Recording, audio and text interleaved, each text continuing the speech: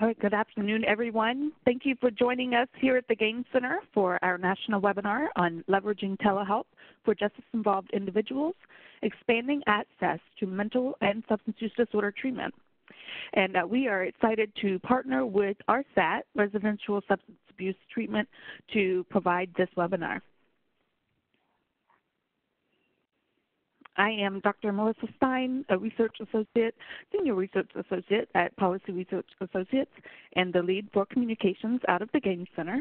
And I have a few housekeeping remarks. First, the views, opinions, and content expressed in this presentation and discussion do not necessarily reflect the views, opinions, or policies of the Center for Mental Health Services, the Center for Substance Abuse Treatment, the Substance Abuse and Mental Health Services Administration, or the U.S. Department of Health and Human Services.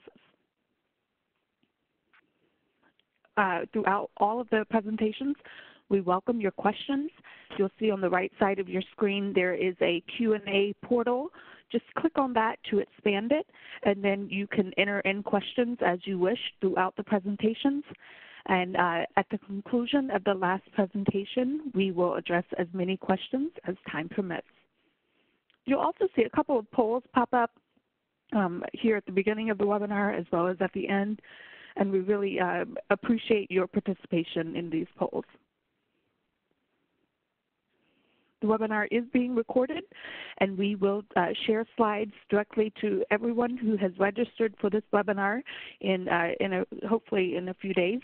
And we also will let you know when the recording of this webinar is posted to the SAMHSA YouTube channel. And finally, we have a certificate of attendance that's available for download at the end of the webinar. This is only for personal use. At this time, we are not able to offer CEU credits. Just a quick look at our agenda. We have opening remarks from John Berg, the Senior Public Advisor at SAMHSA. And then we have three presentations coming from Dr. Lund, Dr. Moore, and Dr. Maloney, who will be sharing more about telehealth at various levels. We will end with a time for Q&A. But first, I'll hand it over to John Berg for some opening remarks. John?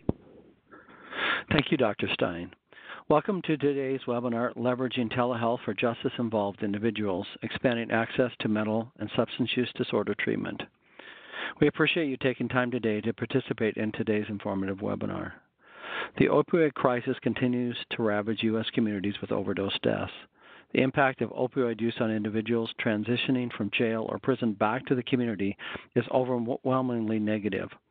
Outcomes include higher rates of returning to the criminal justice system, harm to families, negative public health effects such as the transmission of infectious diseases, and death. Within 3 months of release from custody, 75% of formerly incarcerated individuals with an opioid use disorder relapse to opioid use, and approximately 40 to 50% are arrested for a new crime within the first year. SAMHSA is interested in promoting policies and practices to lower the risk of overdose for persons with opioid use disorder who are or have been in contact with the criminal justice systems. Telehealth and telemedicine is a promising practice to positively impact the field by increasing the capacity of the justice system to respond to the opioid crisis through increased access to medication-assisted treatment to reduce opioid relapse and overdose. Rural areas have difficulty providing treatment services for justice-involved individuals due to the lack of physicians and treatment providers and difficulty with access for the services that are available due to the need for clients to travel great distances. However, urban and suburban areas have similar issues providing treatment services to clients due to the lack of and cost of transportation and the time clients must be away from work and other required activities during the day to participate in MAT and other treatment services. Today's presenters will provide ways to incorporate telemedicine into treatment programming for substance use and mental health disorders, including how to expand access to medication-assisted treatment, and they will discuss implementation best practices and barriers. We are pleased to have Dr. Allison Lund, Dr. David Moore, and Dr. William Maloney present on this very important topic, and I want to thank them for taking time today to share their expertise. I would also like to thank the Gain Center and their staff for their work in developing and facilitating today's webinar. And at this time, I will turn it back to Dr. Stein. Thank you so much. And now I'd just like to briefly introduce our presenters for today's webinar. First, we have Dr. Allison Lund, who is an addiction psychiatrist and assistant professor in the Department of Psychiatry at the University of Michigan Medical School. She is a research investigator at the VA Center for Clinical Management Research in Michigan, and she specializes in telehealth interventions to improve access to evidence-based treatments and other interventions related to substance use disorders. Dr. David Moore is a psychiatrist at the VA Connecticut, and he directs the VISN1 Clinical Resource Hub. He is an assistant professor of psychiatry at Yale University School of Medicine. He serves as multiple principal investigator in the VA Quality Enhancement Research Initiative Consortium to disseminate and understand implementation of opioid use disorder treatment. And Dr. William Maloney is the medical director at Recovery Pathways in Michigan, and this organization provides telehealth and face-to-face clinical services for people with substance use disorders in Isabella County, Michigan, and this includes the Saginaw, Chippewa tribal members, drug court participants, and those residing in the local jail. He is an associate professor of family and community medicine at Michigan State University and formerly served as program director of family medicine at Synergy Medical Education Alliance with Central Michigan University. He also serves as an investigator in an naloxone distribution program and also serves as director of Saginaw Chippewa Tribal Family Court and commissioner on the Michigan Governor's Impaired Driving Commission. We also have a number of disclosures, and once the poll is ended, we'll be able to see who has joined us from across the country. So we see a majority of you are joining from urban settings. However, we do see some folks joining from suburban and rural locations, which is very encouraging to see. We also see that a number of you are joining us from corrections, government, community-based providers, and a number of other types of agencies across the sequential intercept model. So thank you so much for joining us today. And now I'm going to turn it over to Dr. Lynn to kick off our presentations. Dr. Lynn? Great, thank you so much. Can you guys hear me okay? Yes. Okay. Thanks for that introduction. I'm really excited to be a presenter today, and I think this is a particularly interesting, important, and also exciting topic to be discussing with everybody. As mentioned, I'm an addiction psychiatrist and researcher at the Ann Arbor VA and the University of Michigan. Today, I will be talking about telemedicine-delivered treatment interventions for substance use disorders. In this context, I serve both as a clinician, so I have experience seeing my patients via telemedicine, specifically within the VA system, and also a researcher. And most of my research is really focused on the area of both increasing quality or improving quality, as well as improving access to treatment for patients with opioid and other substance use disorders, including through the use of telemedicine. So today, I will start by first reviewing some of the background information, what most of us probably already have a sense of, but really specifically focusing on the current challenges in substance use disorder treatment access and the importance of finding new ways to expand treatment access. Second, why telemedicine is a particularly promising mode of treatment delivery in order to expand access. And then really to review the evidence that we have so far from the research that we know about so far, specifically using a systematic review I published on this topic. And then I will start discussing telemedicine for opioid use disorder, but really pass it on to Dr. Moore, who will specifically discuss kind of the intrinsic or the logistics and the specifics of using telemedicine to deliver buprenorphine treatment for veterans with opioid use disorder in the VA. I'm happy to answer any further questions So we'd be excited to see any questions in the comment box. All right, so a lot of folks here have probably seen this figure distributed by the CDC, which depicts the opioid overdose trends across different types of opioids, but still a good starting point and a good point to review. What we know is that in the 2000s, we really began to see the huge increase in overdoses related to prescription opioids, which was represented by that top light green line and labeled by the natural and synthetic opioids. But what we've really seen over the last 5 years or so is the trends have been shifting dramatically. So now in recent years, overdoses on illicit opioids, so street opioids, specifically heroin and synthetic fentanyls, have surpassed overdoses related to prescription opioids. Overall, this, I think, really truly emphasizes the critical importance of delivering effective medication treatments to patients who have developed an opioid use disorder, which is probably the most important risk factor for overdose. And we know that these treatments have specifically been associated with reductions in overdose mortality.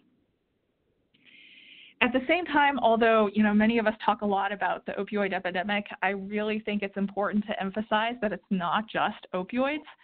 We've also seen dramatic increase in overdose mortality rates related to other substance use disorders, particularly stimulants, including cocaine and meth. This figure here, also from the CDC, shows the recent dramatic increase in overdose deaths related to stimulants, both among patients who are using opioids and stimulants, but also just stimulants alone. And again, this really emphasizes the critical importance of providing treatments and helping patients who have developed a multitude of substance use disorders.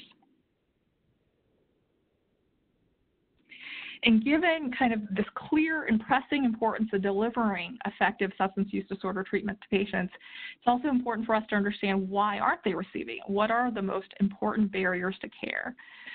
For me, it's really helpful to think about these barriers under the trifecta of barriers related to, number one, stigma, both patients themselves, but also really from society and treatment facilities and many other social contexts. Second, related to the underlying illness and symptoms of addiction, where by the nature of the illness, motivation to stop using, motivation to engage in treatment might be affected. And finally, and most importantly, I think, and the thing that we can also directly impact is the limited access and accessibility and other system-related barriers for patients to engage in treatment. We know from a national survey of drug use and health published by SAMHSA on an annual basis that these are all reasons that patients themselves have reported as major reasons why they have difficulty engaging in treatment.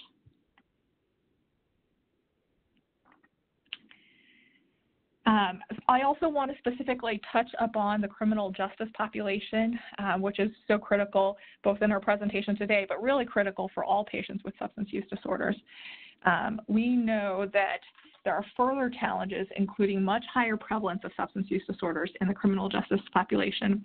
From prior research surveys, there are estimates as high as 2/3 of jail detainees meet criteria for alcohol or other substance use disorders. However, on the other hand, fewer people in jail and prisons currently receive treatment, including evidence-based medication treatment. We know that's starting to change in some areas locally. However, there's quite a lot more that we can be doing. And the last point I think is really critical is that the risk for negative consequences is particularly high for the incarcerated population, especially during those transition periods. We know that the risk for overdose death is much higher during the initial months after release from jail or prison due to the loss of tolerance and the high likelihood of relapse. So I think all of this together, so the higher prevalence of substance use disorders, the further challenges with treatment, and the higher risk for overdose in this population really necessitates further interventions or ideas about improving treatment. And lastly, we also know that the use of medication treatment for those who are incarcerated is actually associated with improved outcomes like other substance-using populations. We know that medication treatment is associated with reduced risk for overdose and substance use after release, And those who are initiated actually onto treatment before their release, so within jails and prisons, are actually more likely to be engaged in care long term. And this is really important because that's actually one of the most key outcomes that we think about, is not just whether or not their substance use is decreasing, but really the best predictor of overall success is whether or not patients remain engaged in treatment long term. So the fact that if initiating treatment while they're in jail and prisons improves this outcome, that's a really important and a positive sign. Given all of these challenges, however, understandably, there's a lot of interest to develop new approaches in delivering treatment.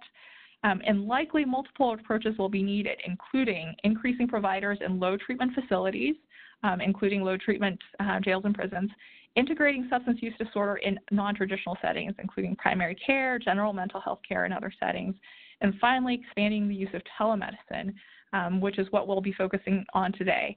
But likely all of these strategies are going to be needed and in combination.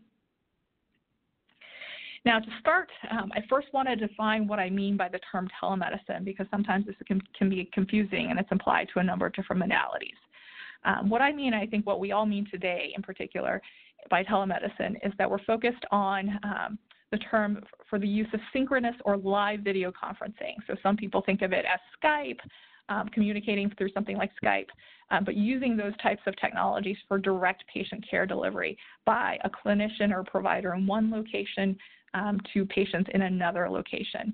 It's also important because this is the modality that's most oftentimes reimbursable by different payers. It could be included to be used for delivering medication treatment as well as psychotherapy. In addition, though, the word telemedicine sometimes is used to refer to other types of approaches, including what's called asynchronous or store and forward technology.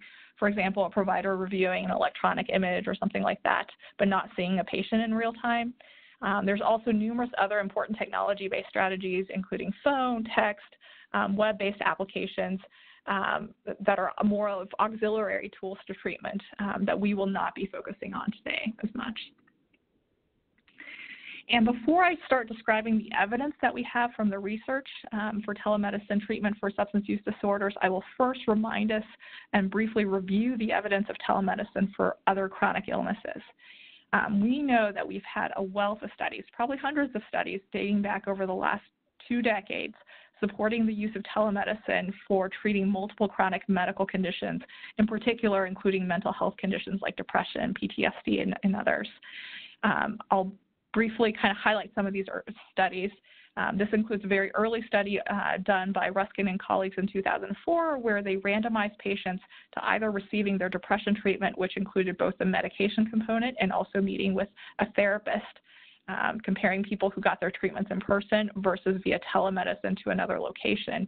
And they found that the telemedicine arm was just as effective in terms of depression outcomes, and that it was also similarly associated with high levels of patient satisfaction compared to the traditional in-person treatment. There's also evidence not just from these smaller randomized controlled studies in single sites, but for depression treatment, for example, from very large implementation trials, including this large implementation study published by John Fortney and colleagues in 2012, where telemedicine collaborative care for depression, so meaning using social work, master's level social worker who's trained in managing depression and helping to kind of understanding patient needs and such, and treating depression. This was implemented across 3 large VA medical centers and 11 of their affiliated community clinics.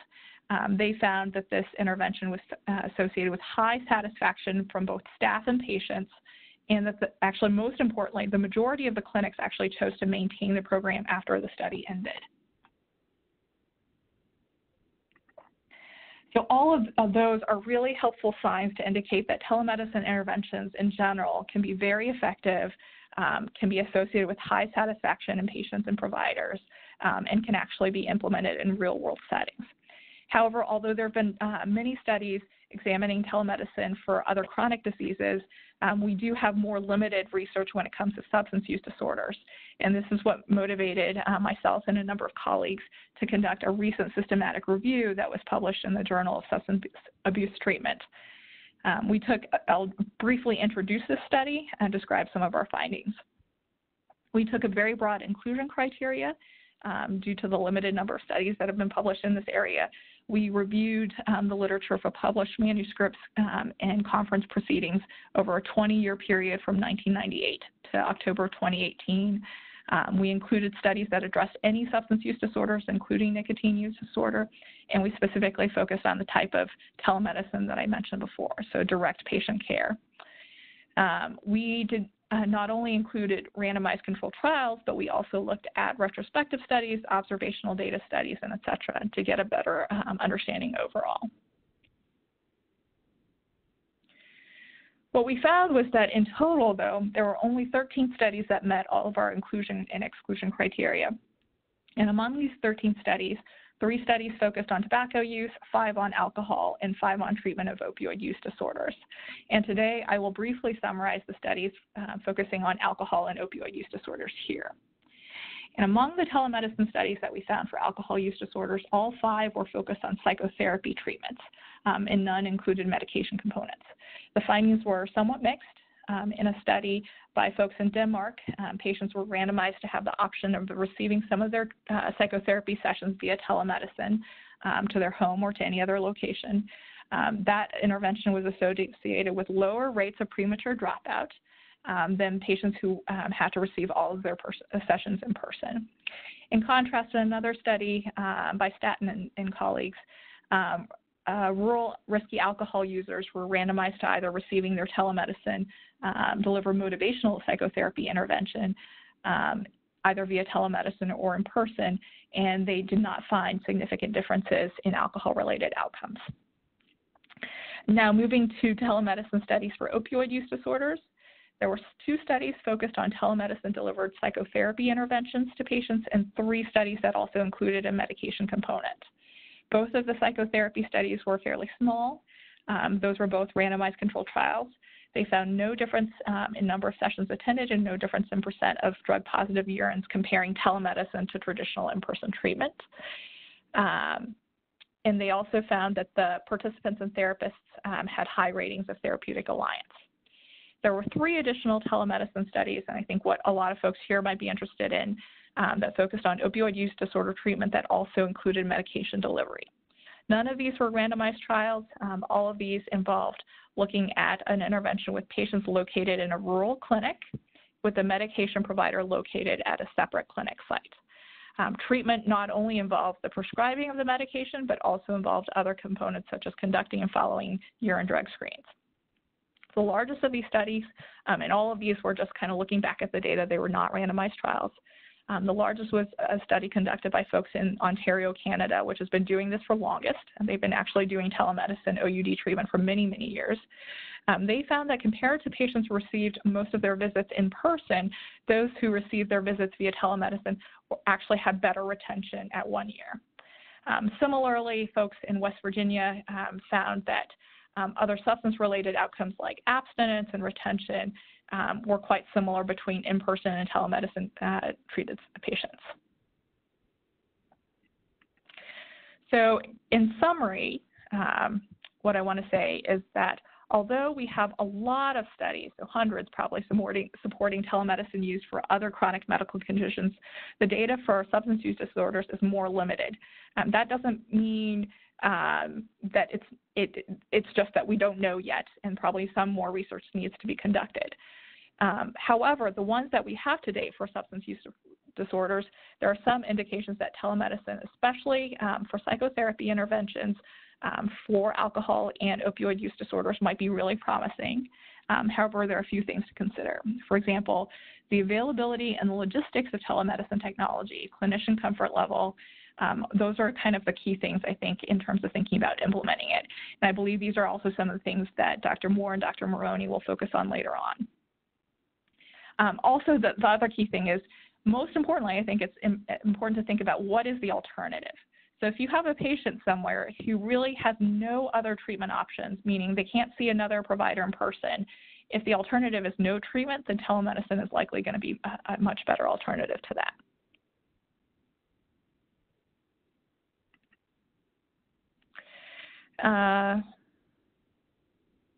Hold on 1 second. All right, one last study that I wanted to briefly describe. So in addition to kind of some of the research that I mentioned before, there was a recent study that examined real-world use of telemedicine for patients with substance use disorders that looked at data from a private insurance plan that spanned across the U.S.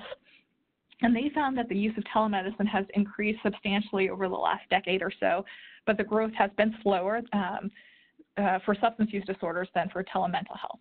So my point in saying this is to emphasize that many health systems providers have been able to implement telehealth for mental health disorders, but doing so for substance use disorders is beginning to happen. And when they looked at the use of telehealth among patients with substance use disorders, they found that telemedicine was used primarily to complement and not necessarily to replace in-person care. So patients oftentimes had a combination of both in-person visits as well as telehealth visits, and it was more often used by patients with more severe substance use disorders. Now I want to transition to focusing on telemedicine for medication treatment for opioid use disorder, as that's really been a particular interest for many of us. Just to remind us, especially with opioid use disorder, the medication buprenorphine is a controlled medication and currently requires providers to be X-waivered by the DEA. And this is one of the things that contribute to challenges with access. This is a map of the U.S. With all the counties delineated. What we see is that the counties in red are counties with not a single opioid use disorder medication provider. This includes buprenorphine, methadone, and long-acting naltrexone. These are counties with not a single publicly available opioid use disorder treatment. And this really continues to emphasize the need that we have to expand treatment access, in particular to rural areas, but also to a lot of other regions as well. I also will briefly touch upon this. I think probably a lot of folks on the call know this already, but in terms of the effective medications that we have for opioid use disorder, these are the three known medication treatments that are effective for OUD. These are the medications methadone, buprenorphine, and long-acting naltrexone. Methadone's been around the longest, approved since the 1970s, but for opioid use disorder treatment, it can be dispensed in a DEA-approved methadone clinic. These clinics oftentimes require patients to present daily to get dosed for their medication, so they don't just get a prescription to take home. And the biggest challenge is there are very, very, very few methadone clinics. Dr. Maloney might mention this, but there's really not a methadone clinic, as far as I know of, for example, for the entire Upper Peninsula of Michigan, which covers many hundreds of miles. And thus, it's very difficult sometimes for patients to access. In addition to that, the medication buprenorphine since 2004 has been approved for the treatment of opioid use disorder for a prescriber who has an X waiver, and this can be prescribed actually during normal office visits. The goal now of treatment with either methadone or buprenorphine, which are both opioids themselves, is that when dosed appropriately, patients taking these doses will have reduced cravings for opioids. They'll no longer experience or have the high chance of experiencing euphoric effects of opioids. And finally, these medications will alleviate symptoms of opioid withdrawal. The overall goal of all of these treatments is to really help patients reduce behaviors and other symptoms of underlying opioid use disorder and help them return to functioning. The third medication is long-acting naltrexone, which works differently. It blocks the effects of opioids. It comes in both once a day and a long-acting injectable formulation. And this is a newer medication that's also been shown to be potentially effective for opioid use disorders. Across many decades of research that we have for these treatments, especially for the medications buprenorphine and methadone, we know that these treatments are very effective. They reduce opioid use. They're associated with many other important positive outcomes, such as reductions in rates of HIV and Hep C transmissions, data showing that they can be cost-effective and associated with improved quality of life and functioning for patients. The bottom line that we know is that these medications are the most effective treatments that we have for patients, and that patients experience much higher rates of negative consequences, such as overdose, when they do not have access to these treatments. And then finally, I will move to kind of the things that we have to start thinking about when it comes to delivering these medications via telemedicine. There are a number of specific things to consider when implementing telemedicine for opioid use disorder treatment, and most of us will be focusing specifically on buprenorphine because it can be prescribed in office-based settings. Much of these things to consider, though, really are about the logistics of treatment delivery. In addition, though, it's also about adhering to federal and state regulations. So the things that are important to really consider are the logistics of how to monitor patients from inductions or starting treatment, other logistics like how are you going to do and conduct your toxicology screens. If it's at a lab, how do you get those results? But are there other ways to obtain the same data? And finally, how to do measurements, so assessing for withdrawal symptoms, conducting COWS assessments and things like that via telemedicine, and also the staffing available to help you deliver these treatments, including if there's also staff available to deliver psychotherapy patients. I think the main thing I want to emphasize is that doing this is possible. It's just a number of key logistic things to think about. The last thing that we'll very much also emphasize is the importance of adhering to state and federal regulations, especially in the use of buprenorphine for opioid use disorder treatment. I will basically first touch upon one of the key regulations that a lot of folks have probably heard about. The most applicable federal regulation is the Ryan-Haight Online Pharmacy Act of 2008, which applies to any prescribing controlled medications when a provider and patient is not in the same location. Under this act, prescriptions must be issued for legitimate medical purposes under the usual course of professional practice, and except for under certain exemptions, a provider must have conducted an initial face-to-face visit first. So this does apply, for example, to the treatment of using of buprenorphine for telemedicine for patients. And what this implies is that unless certain exceptions are met, folks have to have an initial face-to-face visit. Some of these exceptions include things like emergencies or cross-coverage scenarios that we might have a chance to go into later on. They also include whether or not a patient's presenting in a facility with their own DEA license. However, the basic thing is I want to mention that Ryan-Haight could be addressed with an initial in-person visit as long as the provider is acting in their usual course of practice. All right, that ends my portion. I'm going to pass kind of the baton to Dr. Moore, who I also work with, to discuss some of the more detailed and logistics of conducting telemedicine-based treatment. Hi, everybody. Can everyone hear me okay? Yes, we can hear you. Okay, great. So I'm going to talk a little bit about kind of different models for how telemedicine can be brought into really a health system or a system of care. So this slide right here shows kind of what some folks call the stepped care model for management of opiate use disorder. It's based on the idea that not all patients necessarily need or the same type of care or the same intensity of care isn't appropriate for everyone, and that when thinking about this on a system level, we really want to kind of not give,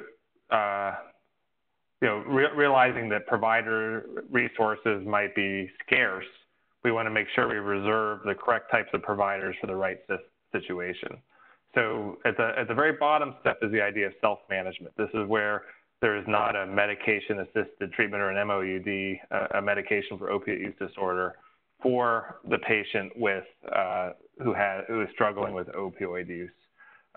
Self-help and 12-step models often fall in this category.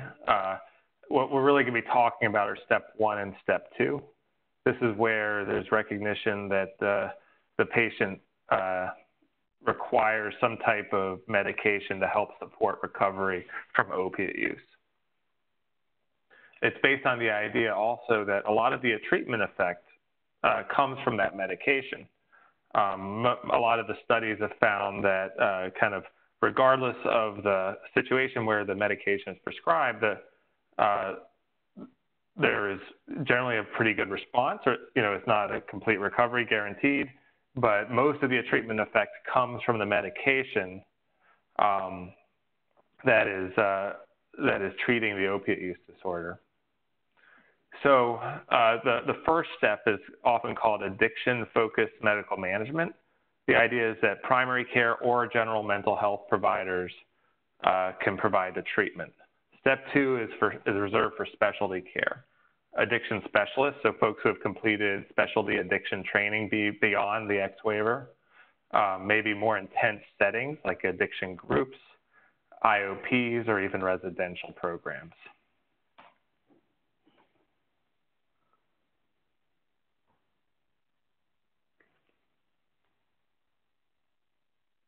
Sorry, there we go. So the question is, how can we use telehealth to support these different steps? One is you want to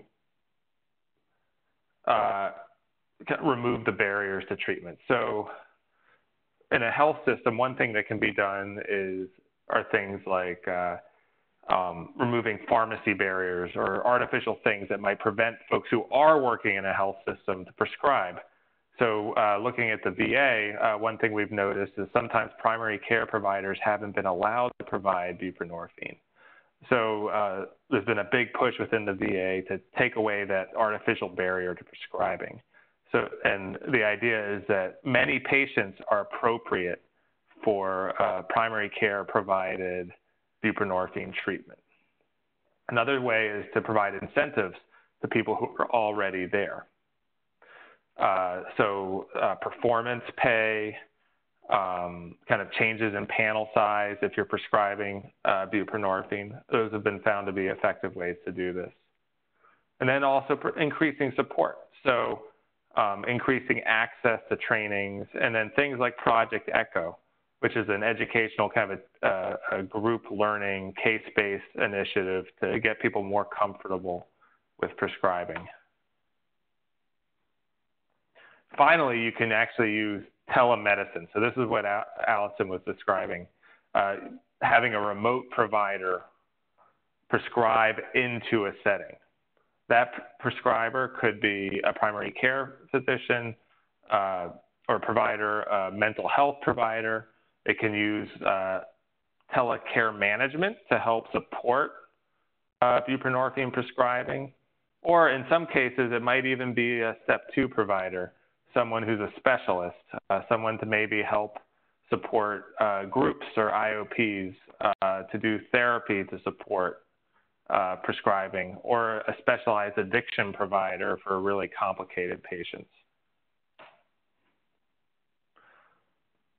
So to prescribe buprenorphine into a setting, you need some very basic things. So you need a DEA waivered provider, someone that's completed the X waiver training. They can be remote. You need to have some type of nursing or clinical staff on site when prescribing something like buprenorphine, because it is a partial agonist opioid, so it's a controlled substance. It's possible for it to have side effects.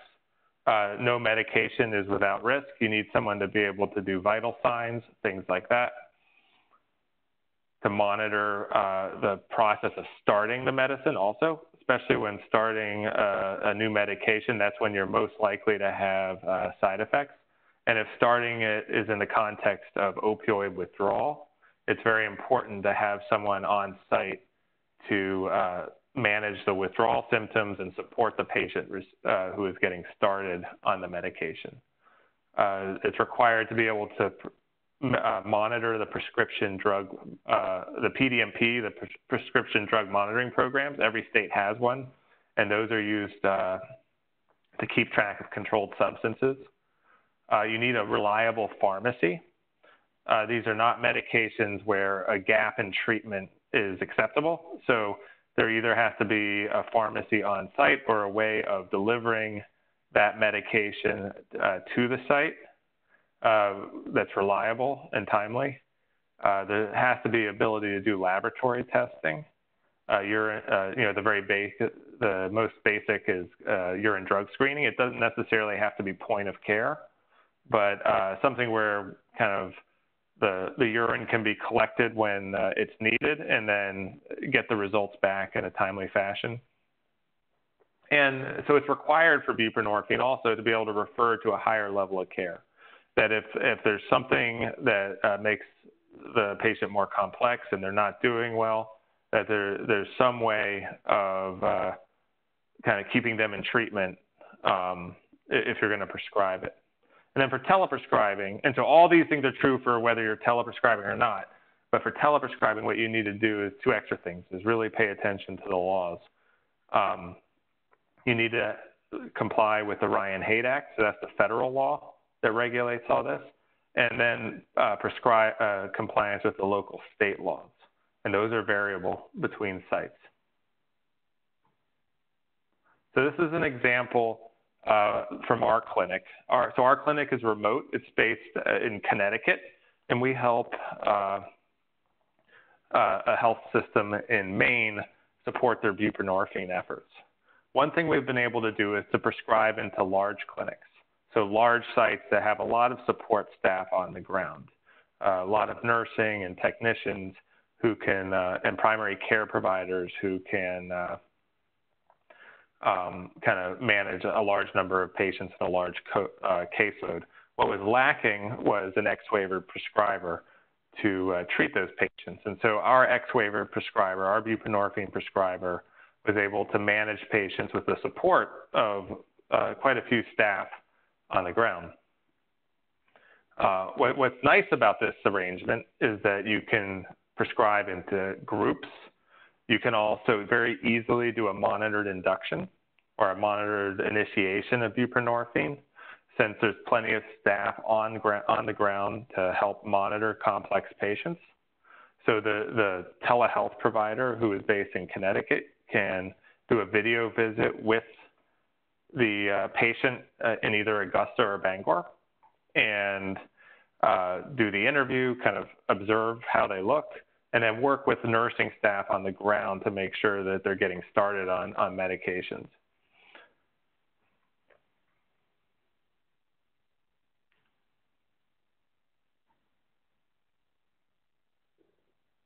Another way of thinking about this is management of less complex patients, maybe at multiple sites. So we also staff 3 small, highly rural clinics in northern Maine where there are no X-waivered providers. There's less nursing staff on the ground, so it's not always appropriate for more medically complex patients. But one provider is able to staff multiple clinics where no one clinic would have enough patients any given day to really kind of dedicate a provider to. So our providers can flexibly go between different sites and treat patients. Usually we use what's called an unmonitored buprenorphine induction or initiation. So the idea is that these are for less medically complex patients. They are struggling with opiate use disorder, and we can basically prescribe the medicine, and then they monitor their own symptoms.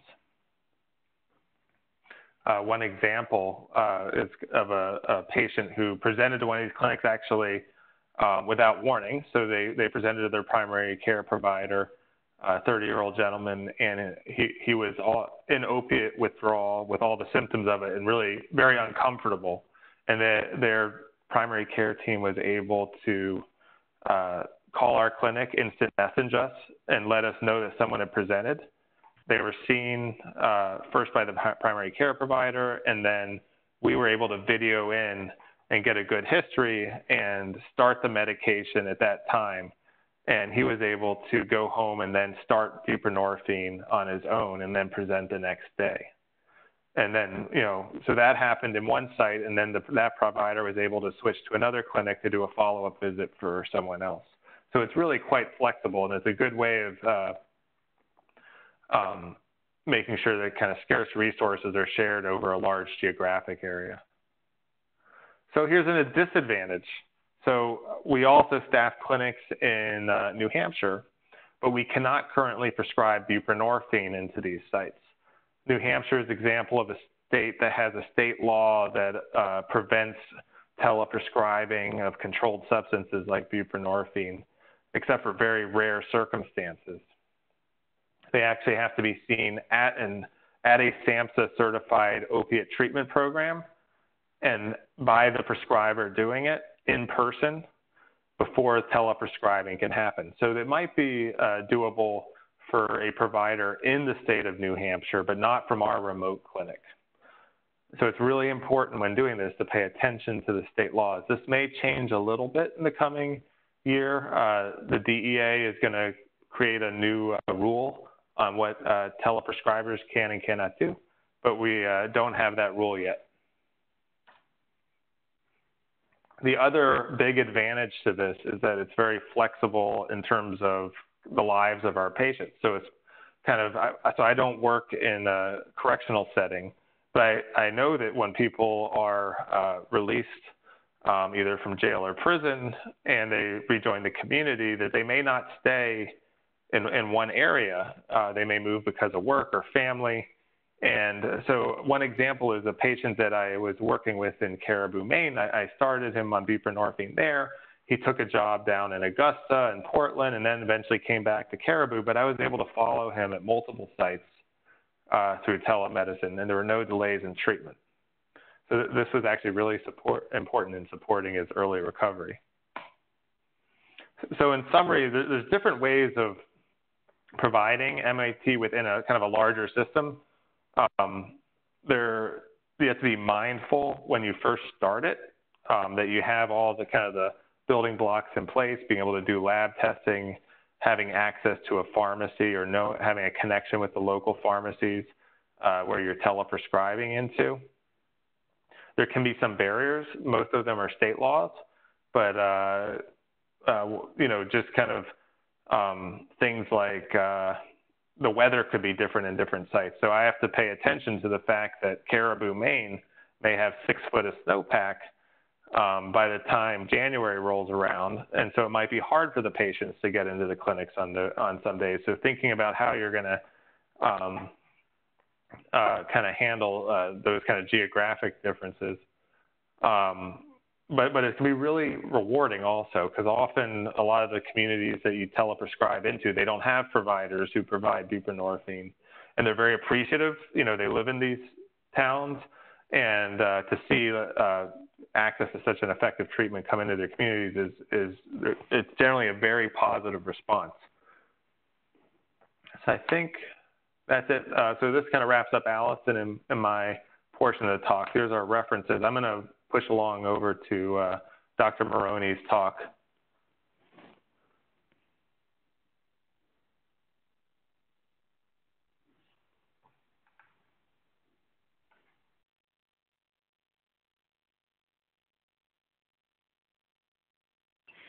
Dr. Maloney, I want to make sure you're not muted, as we're not able to hear you.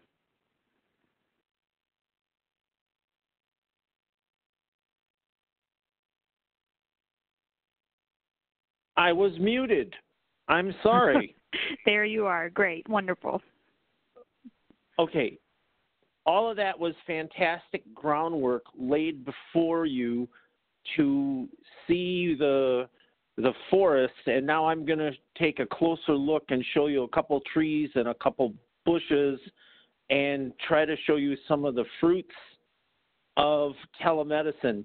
We work in criminal justice in the 35th Circuit in Shiawassee County, the 66th District Probation, and the Saginaw Chippewa. And many people that I've seen in criminal justice in the last few years, I've seen them in my practice. And it's been very rewarding to see people slow down. Sometimes they're slowed down by the criminal justice system for another look, and it helps put together the puzzle of their lives and help them with the steps they need to take. Now, the most important thing when we get into substance use disorder are the HHS 42 CFR Part 2 rule. The regulations serve to protect patient records created by federally funded programs for the treatment of substance use disorder. And SAMHSA has proposed a revision to Part 2 to facilitate and better coordinate care for substance use disorder, which would also enhance care for opioid use disorder. These provisions will be an important part of the federal response to our current opioid epidemic while maintaining Part 2 confidentiality. Now, many people in this call might be too young to remember medicine before HIPAA. And there was a lot of common sense. Well, we just do this because it's common sense, or we don't do this because of common sense. And the confidentiality that we have today is built off of 42 CFR's architecture pre-HIPAA. So this confidentiality existed in the 42 CFR. So people sometimes wonder why we can't get certain records or why certain providers need to approach each other in a special way.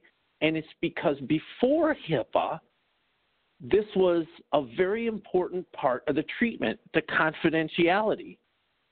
And there was no national movement in the American Medical Association or some of our state bureaucracies, so it had to be a federal law to protect people in treatment because we did not want the stigma to prevent the fruits of treatment. So the 42 CFR protected confidentiality. Now, what we look at, and we say this, it's not going to change a lot under the new Part 2. It will not alter the basic framework for the confidentiality that has been laid out. And what we know is 42 CFR is one of the primary stepping stones to information coming in and out of opioid treatment programs, methadone clinics. The protection of substance use disorder patients is created because we have these federally funded programs, so we need federally based guidelines and laws.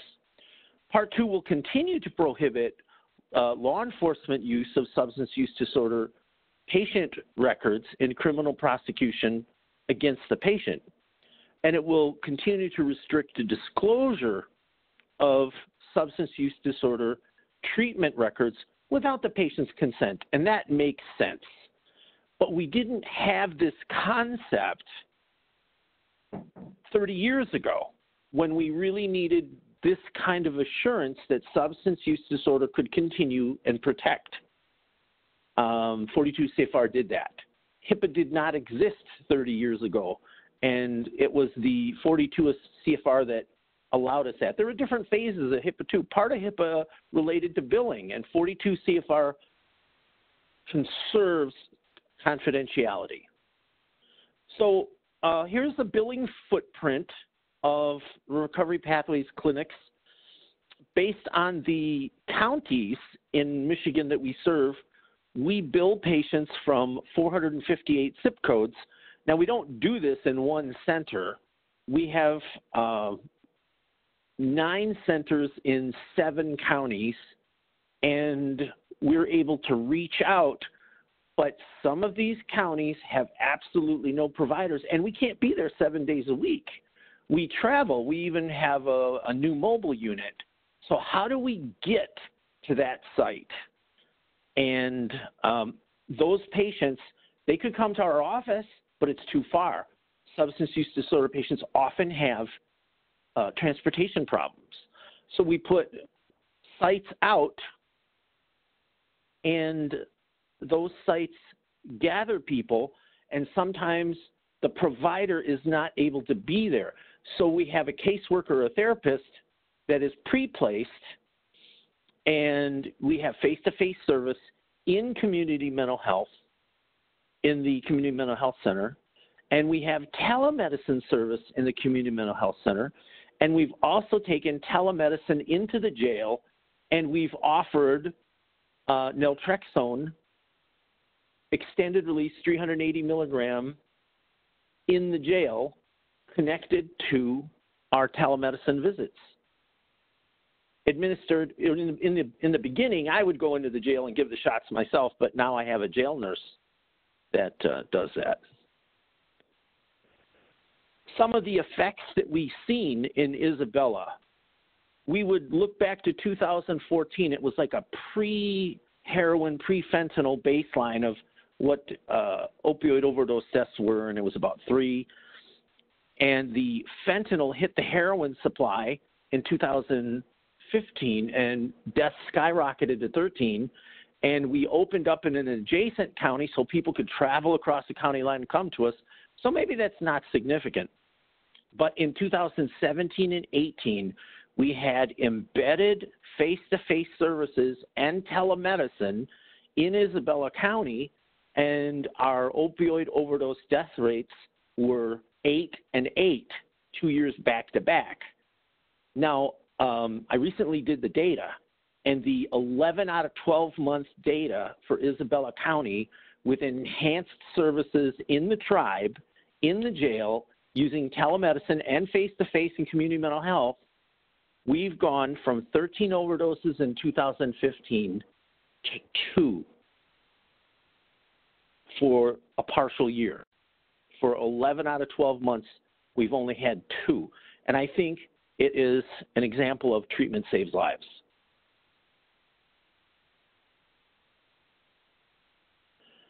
Telehealth originating sites are where the patient is. The beneficiary gets services through that asynchronous or synchronous system. All of our situations are synchronous, face-to-face, real-time. A beneficiary must go to this originating site, and before this year, it couldn't be your home, but there were some changes in July. It could. It can be the jail where they are. It can be a mobile unit. It can be community mental health. And that originating site has changed. So we've done it on tribal grounds, we've done it in community mental health, and we've done it in criminal justice. At the telehealth originating site, it can be classified a physician's office, a hospital, critical access hospital, rural health clinic, etc.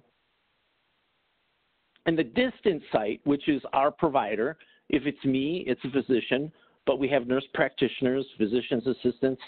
A new and interesting change would be nurse midwives, clinical nurse specialists, and I'm recruiting a new registered nurse anesthetist to come on for SUD training. Like we had in the very beginning, real-time communication between the provider at the distance site and the beneficiary at the originating site. Transmitting medical information, we have some of the documentation up front, like the prescription drug monitoring program. We can print those out ahead of time. Here's where one of the biggest limitations we saw. Dr. Moore was excellent when he pointed out, how can we take away some of these barriers? And he pointed to the pharmacy, and he pointed to providers and distance and the time to see a provider. In telehealth, our biggest problem has been Wi-Fi, rate limiting. Inside the criminal justice system, the buildings, the jails, the prisons, they're really not built for that, and we don't at this time contractually share their services. So we have to go in with jetpacks or little towers, and we monitor. There's like an iPad there, and I have an iPad outside. So we can have the software, we can have the tablets, but the rate limiting step has been the Wi-Fi, and it's just not broad enough and strong enough for everything we do. And when we pull up the screen, here you see me showing some naloxone. We have a video part, and then de-identified patient information shows you kind of what the medical list looks like, so we can look at patients and look at their lists and answer their questions. And graphically, this is the originating site and the distance site. The drug court and the jail is on the left, and the telehealth provider, we can be 50 miles away, we can be 150 miles away, and the benefit is the distance site can be serving with a provider in one place, 3 different sites in one jail, 3 different jails, a jail and a tribal site, or a jail, a tribal site, and a community mental health site. So the provider doesn't travel, and that takes travel time, which is dead clinical time, and allows more patient contact, and that's what we really like about it. We need, in these therapeutic alliances, to break through the screen and offer non-judgmental, curious, empathetic care, recognize adversity. Sometimes people, they may carry some shame, or if they know you, you may have had a relationship that was toxic a year ago, and now you're back helping to treat them. And those kind of things are important. Honesty, share your goals. What is the goal of the session? Sometimes people will ask me for buprenorphine right there, and I'll say, well, I can't give it to you in jail. you're going to be here a while. Let's start with naltrexone extended release. And we can assure people that our objective is a concern for his or her health, and that's primary. And we go through the DSM-5 to make sure everybody that we're seeing really isn't just mental health. It's mental health with substance use disorder. And we're not really treating pain. Sometimes the people get that confused that we're not really there for pain, and we have to make that clear. We're talking about loss of control, physiological effects, and consequences based in DSM-5, and we score all of our patients. To emphasize where we go, telehealth pharmacological management is the focus of our telehealth. I have the therapist on site face-to-face. They're the person running my IT hardware. So I have a case manager, I have a therapist, so they're getting that because those laws are really not gelled, they're not codified, whereas telehealth laws are in our state. And we look at drug testing. This bag is blisters left over from a buprenorphine naloxone product that we count in our settings when we go to the tribe or we go to community mental health. And this is a method to prevent diversion. And that's just as important as drug testing. And prescription drug monitoring is an example at the bottom. We use that to see how our patients have been traveling to other physicians or not. In summary, the initial evaluation is comprised of building a therapeutic alliance and obtaining data through telehealth for the treatment and planning and the initiation of some kind of treatment. We don't give the shot the first day we see people. We give them time to think. We give them more information. I answer questions, and we come back later. Sometimes we give oral naltrexone to help people before the injection. Important components include the medical, psychiatric, and substance use disorder recognition. There's great variability about how many different people practice many different ways. And at that, I will turn it back over, and thank you for the opportunity. Thank you so much, Dr. Maloney.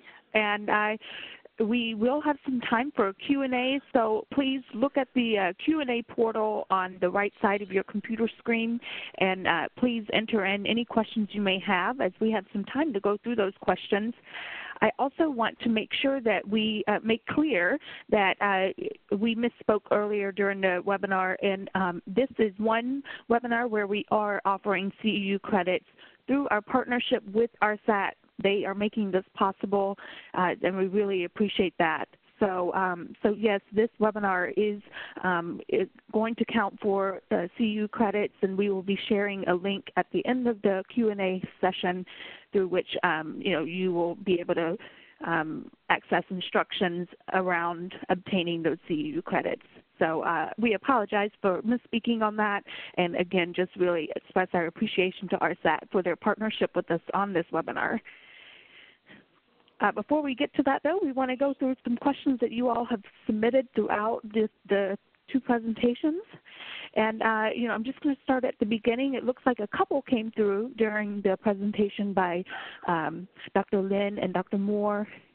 So the first one is a question that we get a lot, as meth is an issue that is very important across many communities in the nation. And so we had someone listening in and asked, are there any medication-assisted treatments for meth users? And this person noted research in this area seems limited. And so Dr. Lynn or Dr. Moore, would you want to comment on that? I can start, and I'd be curious to hear Dr. Moore's thoughts. I get this question all the time. I actually provide phone-based consultation to rural providers in the state of Michigan, especially in rural areas. Meth has been a tremendous issue. Some of it is within a population that co-use meth as well as opioids, but sometimes just within the meth population. There was recently a systematic review of research studies published for meth use disorder in the journal called Addiction, so that's something that maybe folks can look into. In my knowledge and in reviewing the literature, there is very few treatments that are even promising. Many medications have been looked at, including stimulant medications, other antidepressants, including SSRIs, as well as Wellbutrin. My sense is that probably some of the more promising options are something like Wellbutrin. I try to stay away from any other control medications with a patient with any addiction, so reluctant to use stimulants except in very, very particular circumstances. So the bottom line is that medication treatments have not been very promising so far, though there's ongoing research. The treatments that I think are underutilized and more promising are actually behavioral or psychotherapy treatments. One of the most underutilized treatments is actually contingency management. And there's also been more research into how to implement contingency management in different community settings, as well as psychotherapy. So those are the things that I would encourage people to consider as well.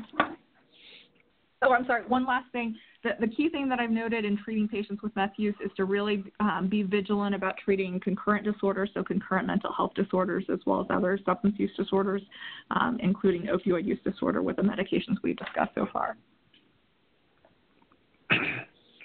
Hi, this is Dave. Yeah, I kind of want to just echo what Allison just said, that there's not a lot of strong evidence in the literature. I was at a conference last week, and they had several experts on stimulants and methamphetamine give a talk, and they said that there might be some, growing evidence, and depending on how you look at the populations, whether it be mild versus severe methamphetamine use, that things like Wellbutrin can help.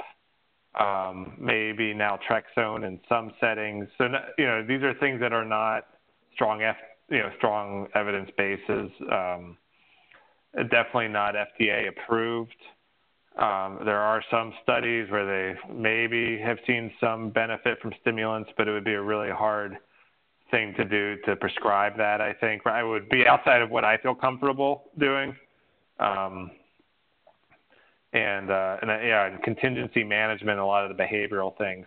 But when someone does have methamphetamine use and an opiate use disorder, so I have a couple patients like that, really focusing on the opiate use is fine. I do not withhold buprenorphine for patients who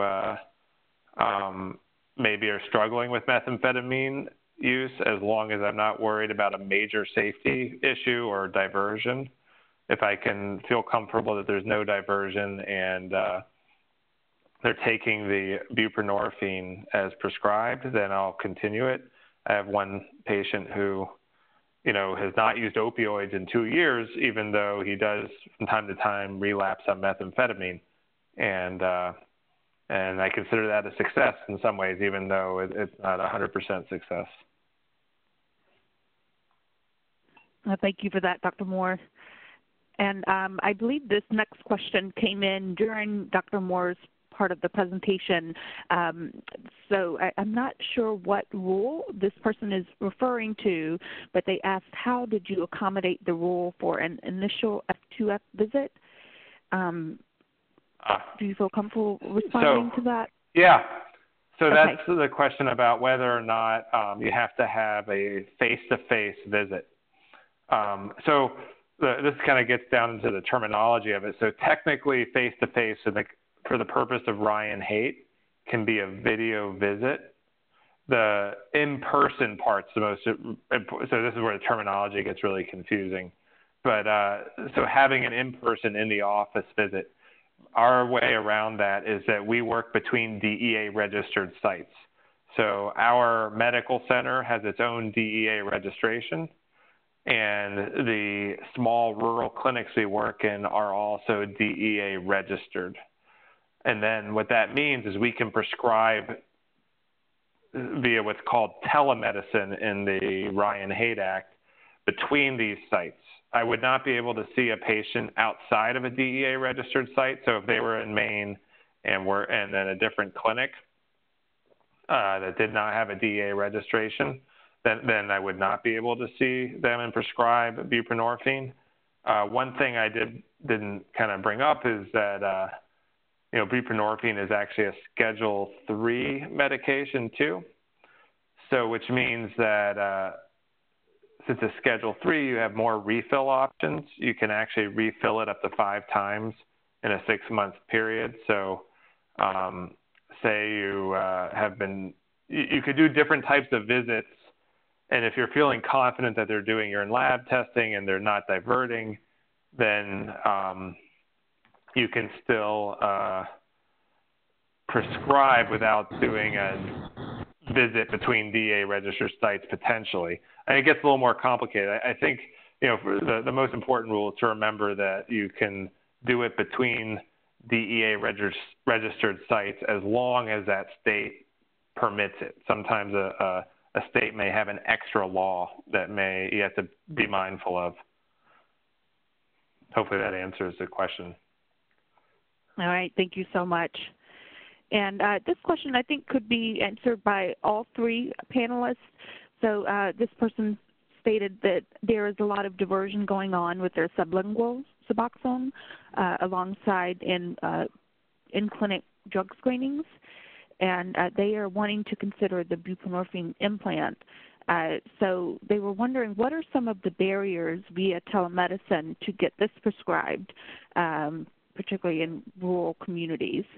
So Dr. Lynn, Moore, or Maloney, would any of you want to respond to this?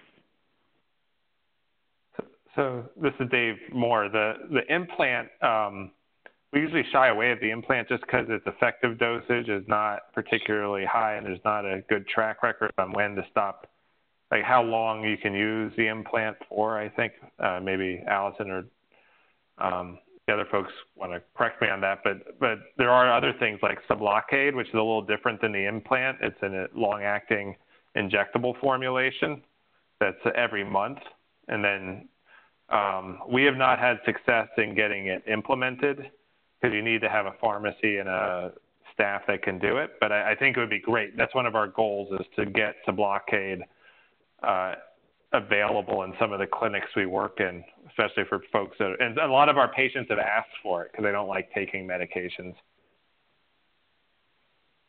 Yeah, I totally agree with Dr. Moore that Sublocade is a great potential option. I mean, the key thing there is if you're going to do it via telemedicine, you would need another clinic to be set up to administer it. And the other thing is there are sometimes additional barriers, for example, insurance reimbursement and such, but states are making some changes. So in the state of Michigan, we recently removed our prior authorization for buprenorphine products, including Sublocade.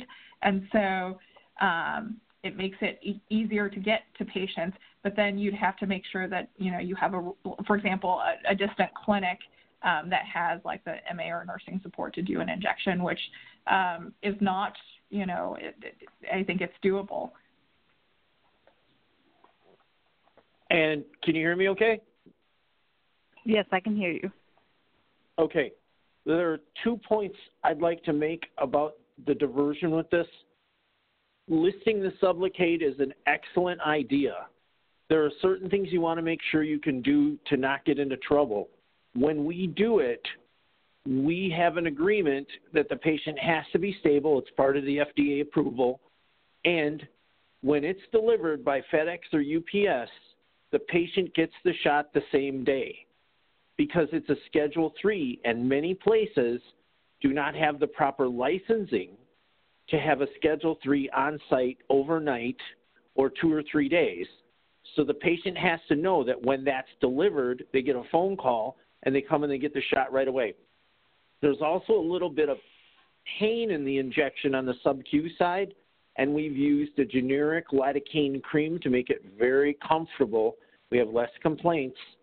But if you can't get to it right away and you're still worried about diversion, what we try to do to prevent diversion on that site is we prescribe in 5 to 7 day quantities. We never really prescribe a month at a time, and sometimes that's enough to help hold off diversion until you get to that. But that not having the right license to do it and keep it overnight, you get rid of that problem if you have all the Sublocade injections on the same day it's delivered. Right, we can go to my refrigerator right now and I have 53 Vivitrols, but we have no Sublocade because we're trying to follow the law, and licensing and regulatory effects and the DEA have certain guidelines about what you can keep on site. But Sublocade is exactly what the other two panelists said. It is part of the answer on this, but make sure you don't get in trouble with the law in storing it. All right, thank you so much. So we've had a couple of questions come in about using telemedicine in correctional settings, and in particular using telemedicine in conjunction with providing MAT in correctional settings. So would any of the presenters feel comfortable sharing more about that, particularly how to bridge the gap to accessing technology within correctional facilities? I could take that to show what we do if we use agonist therapy. The jail that will allow us to do Vivitrol injections is not real comfortable with opioid agonists right now. So what they allow us to do is to take the person out of jail, bring them to my office or bring them to the tribal clinic, administer the dose, and then put them back in jail. But the naltrexone injection, we can get that to the nurse, and she can take care of that. So that's how we handle agonist and antagonist therapy. Okay, so to be clear, you're not using telemedicine to deliver MAT in your jail? We do it for the visit, but okay. To set it up, but I don't need to see the nurse give the shot. We do the telemedicine to qualify the SUD and order the MAT, and then we do the follow-up. How's it working? How was the shot? And we come back in 5 to 7 days and see how it goes. Kind of a hybrid of both. Great. Did you have any issues with accessing technology within the facility, or do you have any advice as to how people can ensure that there is access to technology within correctional facilities? All the correctional facilities are going to be a little different. We try to work off a mobile Wi-Fi and our laptops and tablets. The best thing you could do is, if you start working with a grant, make sure the grant covers the hardware so that you can have telemedicine in place and you don't have to come in and set it up. I don't know how the states and all the jails and jurisdictions will feel differently, but making sure that you have the proper hardware to get out.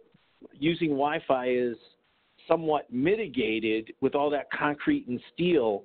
That's why Wi-Fi is one of our barriers.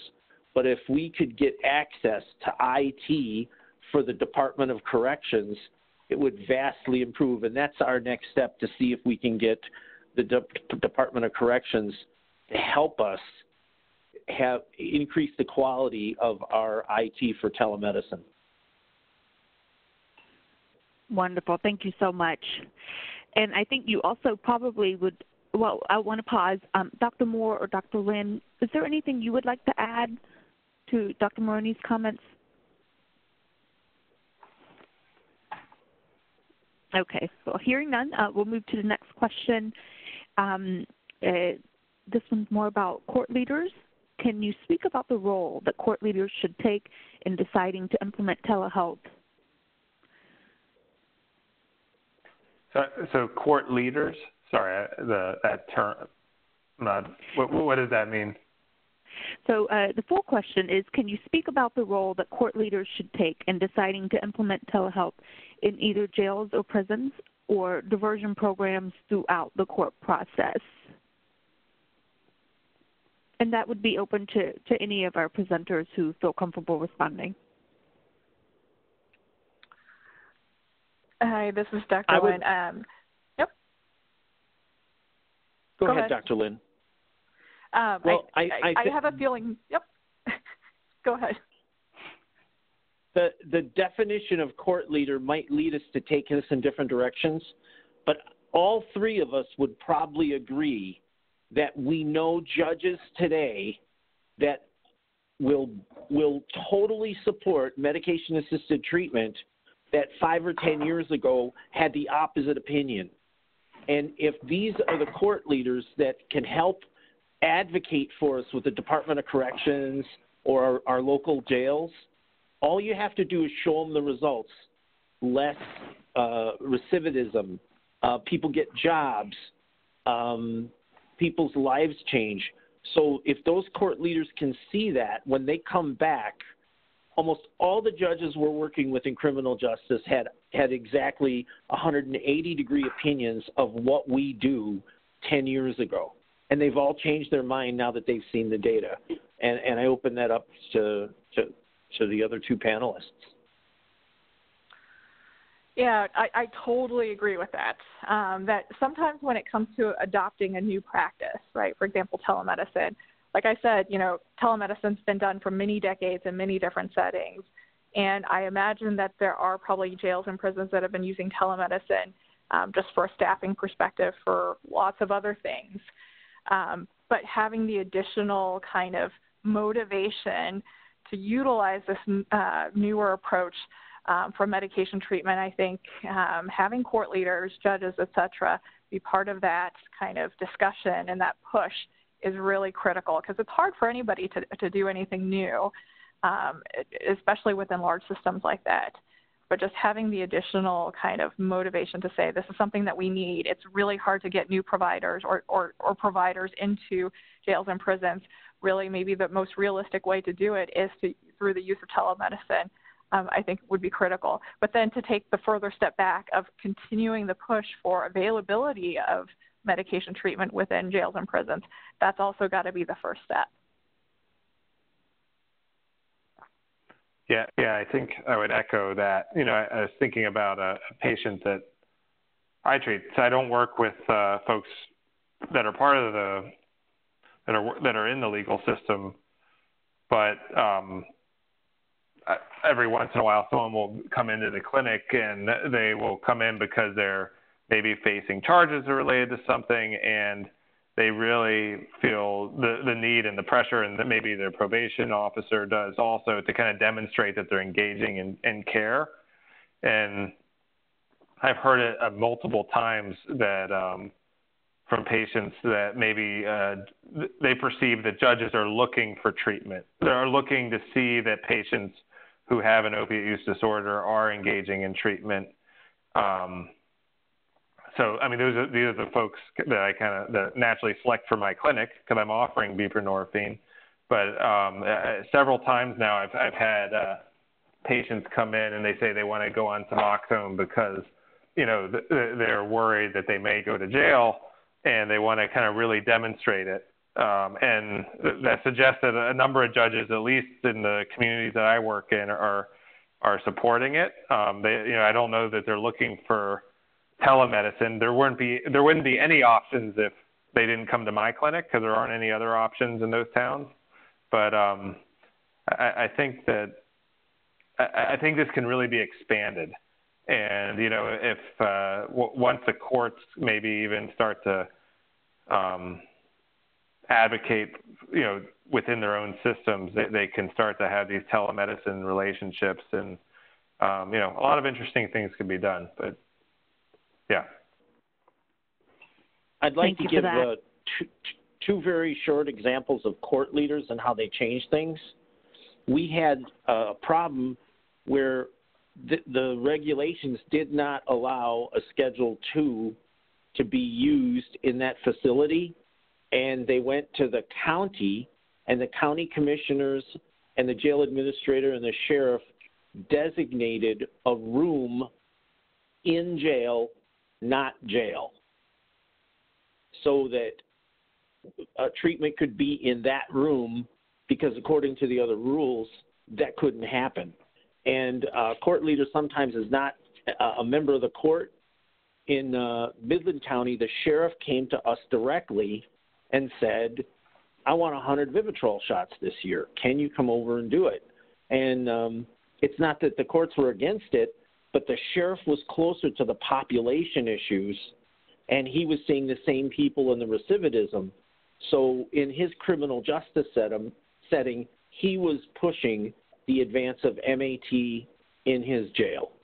So court leaders can be different people sometimes. Well, thank you for that.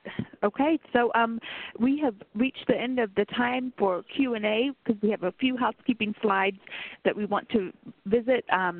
However, if your question was not answered, what we'll try to do is work with the presenters to come up with answers and then disseminate the answers to the remaining questions with the slides for today's webinar. And yes, the slides will be disseminated directly to everyone who has been registered for this webinar. And as mentioned earlier, we will also let you know when the recording for this webinar is available. Now, here we have a slide up for obtaining continuing education, and this link that is on the screen is not hyperlinked, but we have just posted it in the chat box, which is hyperlinked in the chat box. And I just want to pause and see if Steve from our partnership over at RSAT has any comments for this slide.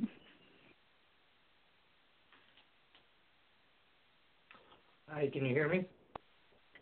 Yes, I can hear you. Great.